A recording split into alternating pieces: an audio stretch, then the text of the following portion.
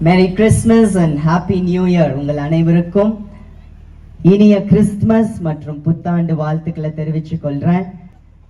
Christmas நம்ம கொண்டாடுறதுக்கு காரணம் Jesus இந்த பூமிக்கு வந்தது. நம்மளுடைய வாழ்க்கையில மிகப்பெரிய பரிசா ஆண்டவர் அவருடைய குமாரனை, the Son of God, Jesus came into this world. And the first thing I remember about him is he is a gift of love. ஒரு அன்பின் பரிசு.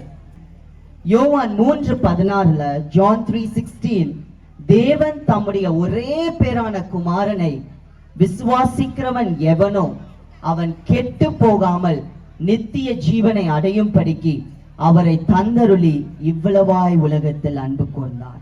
For God so loved the world that he gave his only begotten Son, that whoever believes in him shall not perish but have eternal life.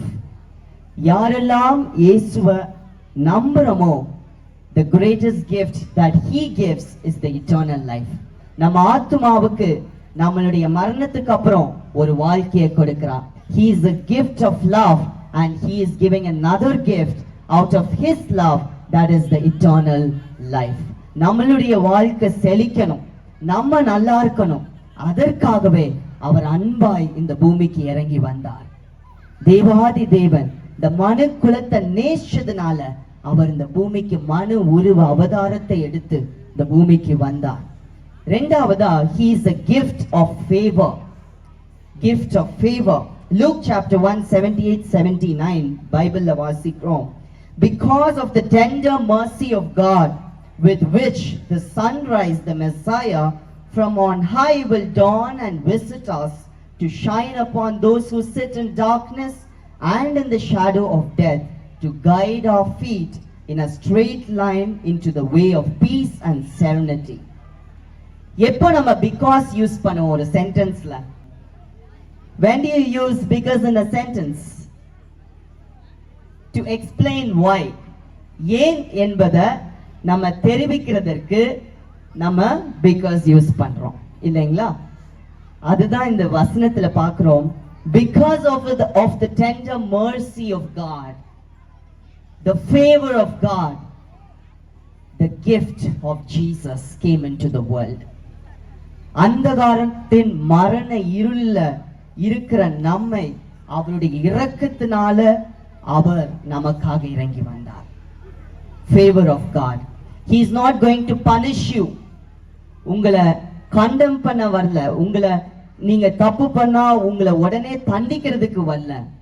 ஆண்டவர், God is giving you a chance in your life because he loves you. Jesus loves you.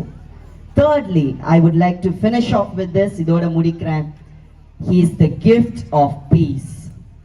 Gift of peace. சமாதானம், மன நிம்மதி. நம்ம வாழ்க்கையில நிறைய வேலை பார்க்கிறோம், business பண்றோம், படிக்கிறோம், பிள்ளைங்க படிக்கிறாங்க. எப்படி படிக்கிறாங்க, அவங்க என்ன பண்றாங்க, நிறைய கவலைங்க. உங்க பிள்ளைங்களோட வாழ்க்கையை பற்றி, அவங்க எதிர்காலம் எப்படி இருக்குமோன்னு சொல்லி நிறைய கவலைங்க உங்களுடைய மனதுல இருக்கும். But Jesus gives the peace. மன நிம்மதிய, சமாதானத்தை நமக்கு கொடுக்கிறார். When do we get that peace? எப்போ அப்படி நமக்கு ஒரு நிம்மதி வரும்? The Bible says, cast your burden onto the Lord and he cares for you. ஏசப்பா கிட்ட நம்ம கவலையை சொல்லும் பொழுது we are free. God is giving us his peace. So this is the message of Christmas. Jesus is the gift of love, அன்பின் பரிசு, the gift of favor, இரக்கத்தின் பரிசு, the gift of peace, சமாதானத்தின் பரிசு. Try Jesus. Thank you. God bless you.